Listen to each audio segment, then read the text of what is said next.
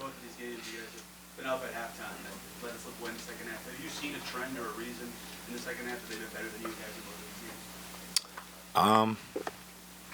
Honestly, it's just the willpower, and it seems like they really just wanted it more tonight. And with their energy, their crowd got into it. We just have to kind of pick it up in the second half because we know that they can come in waves. You guys have obviously sent two bodies to Jalen a lot. It seems like there's been some issues in rotation. I mean, how much help is that, I guess, especially when it came to Yeah, I mean, it's a really good basketball team, and I'm sure Jalen has seen that coverage 1,000 times, so they really know what to do, and they cut and get it to guys that they need to, and they made shots out of it. So really just got to look at the film and see what we can do better in that end.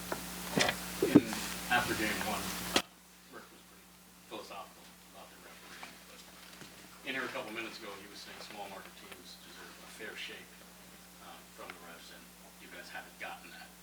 Is that kind of the feeling in the locker room right now, and have you seen him that vexed about calls?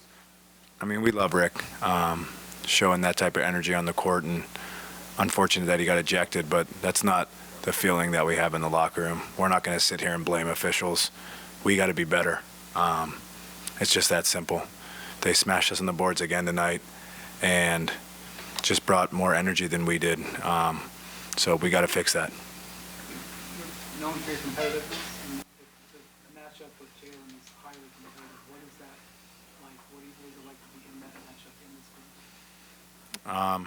I mean, he's a marquee player in this league, and playing at Madison Square Garden, picking him up 94 feet, what greater challenge is there?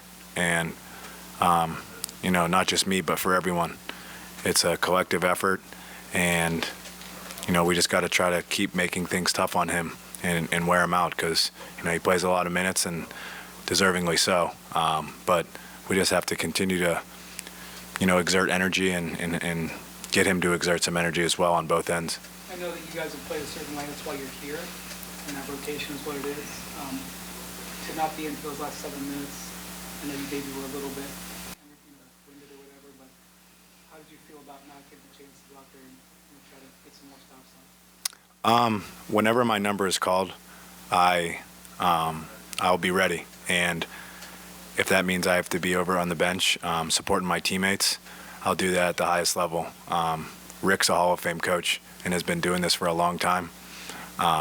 So the rotations that he plays are, we trust that they're the right ones. And I fully support him, and everyone fully supports him with the rotations. Did you see, you were saying that you guys have to exert more energy, and you kind of mentioned that back to back. Do you find that surprising that's an issue against a team that's basically like a six-man rotation now, and yet seems to be getting stronger in the second half of these games? Yeah, I mean, it's frustrating, to see a six-man rotation and guys are playing 40-plus minutes. We just, like I said, have to try to continue to make things tough on them and get them to exert as much energy as possible. But New York's a really good basketball team, really well coached, and obviously in great shape. In that second half, did you see anything different from Brunson? Obviously, he didn't play in the second with that sore right foot, but did you see anything different from how he was moving to get to his shots or anything, spots or anything? No, I mean, he's one of the most elite at getting to his spots, sore right foot or not. I mean, the guy's just a really good basketball player, and obviously a tough cover for anyone in this league. So you just have to make things difficult because you're not going to shut a guy like that down.